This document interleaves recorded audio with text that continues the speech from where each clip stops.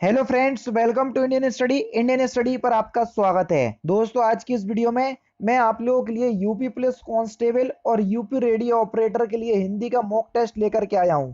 आप सभी लोग जानते हैं कि यूपी पुलिस कांस्टेबल की वैकेंसी जुलाई में संभावित है कि 15 जुलाई के आसपास आपकी वैकेंसी आ जाएंगी, है ना। तो ऐसे में आप लोगों के लिए बहुत ही ज़्यादा इंपॉर्टेंट हो जाता है कि आप एग्ज़ाम की तैयारी अभी से स्टार्ट कर दें। अगर आप यूपी पुलिस कांस्टेबल में एक पद जो है वो अपना सुनिश्चित करना चाहते हैं या एक सीट सुनिश्चित करना चाहते हैं, तो अभी से ही तैयारी कर दीजिए, क्योंकि मैं डेली बेसिस पे आपको प्रैक्टिस सेट प्रोवाइड करवा रहा हूँ। बाकी रही पीईटी की बात, कई लोग पूछ रहे हैं, तो पीईटी का भी मैं बहुत जल्दी या आज ये समझ लीजिए कि आज से वरना कल तो कंफर्म है आपका पीईटी का भी मॉक टेस्ट 2023 के लिए मैं आपको डेली बेसिस पे प्रोवाइड करवाने लगूंगा। ठीक है, तो टाइम को ना वेस्ट करते हुए पहले क्वेश्चंस की तरफ बढ़ते हैं। नानी के आगे ननिहाल की बातें, इस मुहावरे का सही अर्थ क्या है? तीन ऑप्शंस आपको दिख रहे होंगे, अब चौथा भी ऑप्शंस आपको दिख रहा होगा। नानी के आगे ननिहाल की बातें, इस लोकोक्ति या इस मुहावरे का सही अर्थ क्या है? तो एक्चुअल में सही आंसर हो जाएगा अधिक ज्ञान वाले के आगे अपने ज्ञान की सेखी करना। तीसरा ऑप्शन करेक्ट।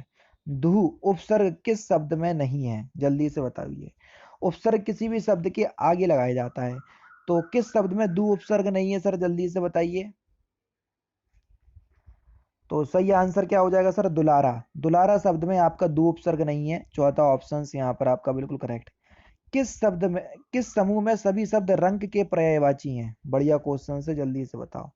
रंग के पर्यायवाची हैं, आराम से बता सकते हो। बेहतरीन क्वेश्चन से, जल्दी से बताइए। किस शब्द में सभी जो है वो रंग के पर्यायवाची हैं? जल्दी से बताइए। तो देखो, दरिद्र, कंकाल, कंगाल, निर्धन और आकिंचन, ये सभी रंग के पर्यायवाची शब्द हैं। यहाँ पर तीसरा ऑप्शन बिल्कुल करेक्ट हो जाएगा। प्रभावी शब्द का विलोम शब्द क्या होगा? जल्दी से बताइए। प्रभावी शब्द का विलोम शब्द, प्रभावी शब्द के अगर हम विलोम शब्द की बात करें तो प्रभावी शब्द का विलोम शब्द क्या हो जाएगा? अप्रयुक्त। तीसरा ऑप्शन यहाँ पर आपका बिल्कुल क्या हो जाएगा सर? करेक्ट हो जाएगा। कौन सा प्रभावी शब्द का विलोम शब्द नहीं है? तो प्रभावी शब्द का विलोम शब्द कौन सा नहीं है? अप्रयुक्त। जबकि अप्रभावी, निष्प्रभावी, प्रभाव शून्य, ये सभी प्रभावी शब्द के विलोम शब्द होंगे, लेकिन अप्रयुक्त प्रभावी शब्द का विलोम शब्द नहीं होगा। ठीक है। रसोत्पत्ति के आश्रय की चेष्टाएं क्या कही जाती हैं? जल्दी से बताएं। यानी कि जिससे रस की उत्पत्ति होती है उसको हम क्या कहते हैं? जल्दी से बताओ। तो सही आंसर हो जाएगा अनुभाव। अनुभाव के कारण ही रस की उत्पत्ति होती है। तो तीसरा ऑप्शन से यहाँ पर आपका बिल्कुल करेक्ट। पाश्चात्य का विलोम शब्द क्या होगा सर? जल्दी से बताइए। पाश्चात्य का विलोम शब्द, तो पाश्चात्य का विलोम शब्द हो जाएगा पौरस्त्य। तीसरा ऑप्शन करेक्ट। और दोस्तों, मैं आपसे बोलूंगा यार, 100 लाइक का टारगेट रखता हूं केवल, ताकि आप लोग वीडियो को लाइक करें।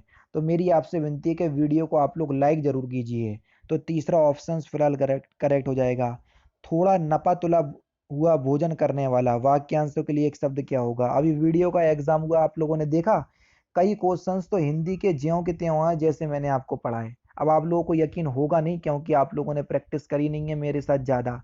एक बार आप खोल करके देख लेना हिंदी की वीडियोस, अधिकतर क्वेश्चंस आपको वही मिले जो मैंने आपको करवाए। अब बस ये है कि अपने मुंह मियाँ मिट्ठू तो मैं बनूंगा नहीं। अब जब साक्ष्य होंगे तो मैं आपको खुद बताऊंगा। थोड़ा नपा तुला हुआ भोजन करने वाला, वाक्यांशों के लिए एक शब्द क्या होगा? तो सही आंसर हो जाएगा सर मिताहारी। तीसरा ऑप्शन करेक्ट। नेक्स्ट क्वेश्चन है कि हिमालय के आंगन में उसे प्रथम किरणों का दे उपहार, उषा ने हंस अभिवादन किया और पहनाया हीरे का हार।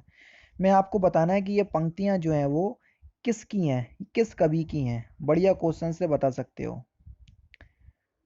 तो सही आंसर आपका क्या हो जाएगा सर? ये पंक्तियां आपको कामायनी से ली गई हैं। कामायनी जो महाकाव्य है, कामायनी, उससे ली गई हैं। और कामायनी महाकाव्य किसका है अगर आपको याद है? तो ये जयशंकर प्रसाद का है। तीसरा ऑप्शन करेक्ट। तो ये पंक्तियां जयशंकर प्रसाद जी की हैं। विनय और व्यंग उपहास को व्यक्त करने के लिए किस विराम चिन्ह का प्रयोग किया जाता है? बढ़िया क्वेश्चन से सर, जल्दी से बताओ।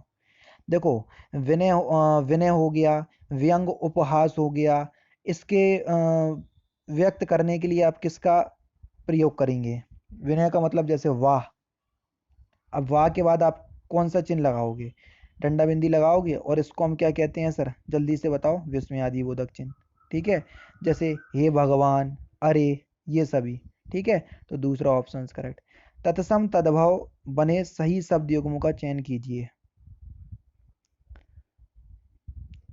तो सही आंसर क्या हो जाएगा? घट का घड़ा दे रहे, ये बिल्कुल ठीक है, तो पहला ही ऑप्शन करेक्ट, ज्यादा हमको आगे बढ़ना ही नहीं है। नेक्स्ट क्वेश्चन देखो, चिर जीवो जोरी जुरे, क्यों ना इसने गंभीर, को घटी के ये ब्रजवानुसा, हे हलधर के वीर। मैं आपको बताना है कि कौन सा अलंकार है। तो यहाँ पर जो आपका अलंकार है वो है आपका श्लेष अलंकार। क्यों है सर श्लेष अलंकार? क्योंकि यहाँ पर देखो ब्रज भानुजा शब्द आ रहा, एक शब्द जिसके अर्थ अलग अलग निकल रहा है। भानुजा का मतलब ब्रज भानु की पुत्री यानी कि राधा जी भी है, और ब्रज भानु का मतलब गाय भी होता है ना, तो इसलिए यहाँ श्लेष अलंकार। रस सिद्धांत के आदि प्रवर्तक कौन है? बढ़िया क्वेश्चन से बता सकते हो, सिंपल सा क्वेश्चन। तो भरत मुनि है, पहला ही ऑप्शन करेक्ट, ज्यादा हमको आगे बढ़ना ही नहीं है। बुढ़ापा भी एक प्रकार का अभिशाप है, तो आपको बुढ़ापा बताना है कि बुढ़ापा शब्द में कौन सी संज्ञा है, क्वेश्चन नंबर 18। तो सही आंसर आपका क्या हो जाएगा सर? बुढ़ापा जो है वो एक भाववाचक संज्ञा है। तीसरा ऑप्शन यहाँ पर आपका बिल्कुल करेक्ट। अनाधिकृत शब्द का संधि विग्रह क्या होगा? जल्दी से बताओ।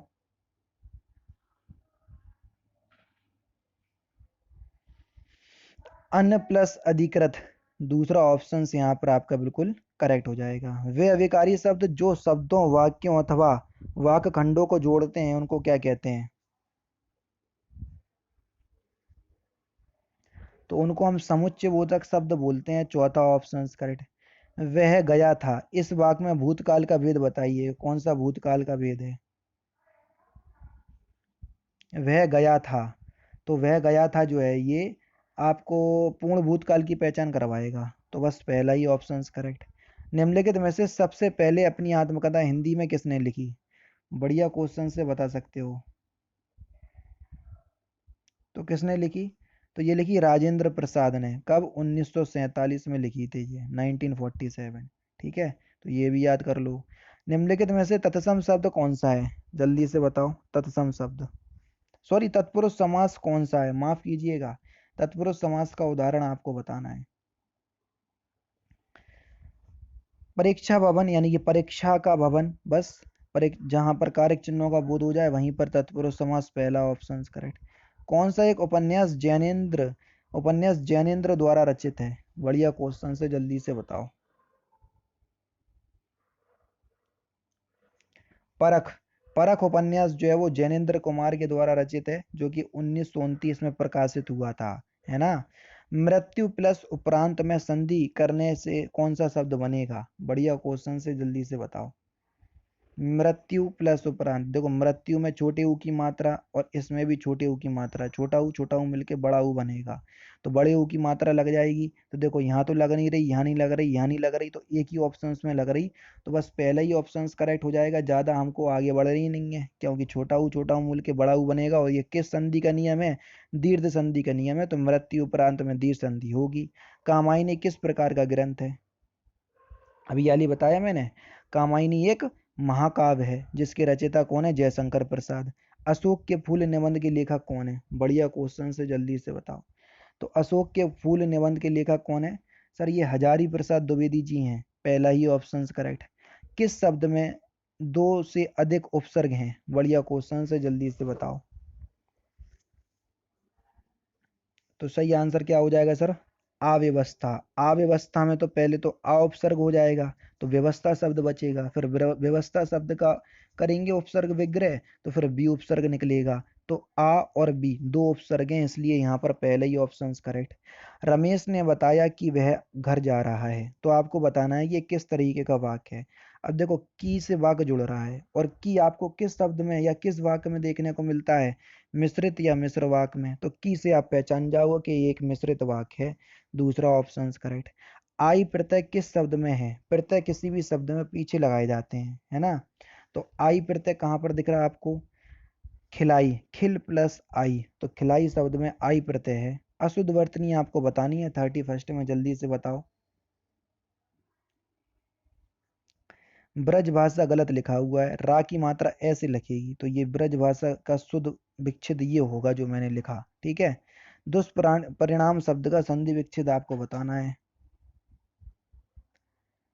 तो क्या हो जाएगा सर, दुहु प्लस परिणाम, यानी कि तीसरा ऑप्शन करेक्ट। और जब विसर्ग लग जाए तो अपने आप ही यहाँ पर विसर्ग संधि हो जाती है, ज्यादा सोचो समझो नहीं। ठीक है, पेड़ से पत्ते गिरते हैं, तो आपको बताना है कि कौन सा कारक होगा। जब से कारक चिन्ह का यूज अलग होने के लिए हो तो वहां पर आपका अपादान कारक होगा, तो बस तीसरा ही ऑप्शन करेक्ट। यहाँ पर देखो 34 में क्या करना है, एक वाक्य को 4 भाग में विभक्त कर दिया, जिस पार्ट में गलती है उसी का आपको चयन करना है। राम ने अपनी गलती के लिए क्षमा की भीख मांगी।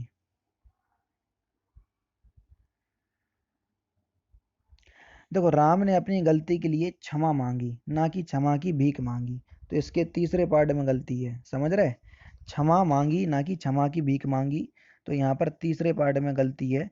तीसरा नहीं, चौथे पार्ट में देखो, पहला पार्ट ये है, दूसरा पार्ट ये है, तीसरा में तो केवल क्षमा है, चौथे पार्ट में आपका क्षमा की भीख मांगी, तो चौथे पार्ट में गलती है, चौथा ऑप्शन करेक्ट। ठीक है, पहाड़ के ऊपर एक मंदिर है, तो इसके किस पार्ट में गलती है, जल्दी से बताइए। 35।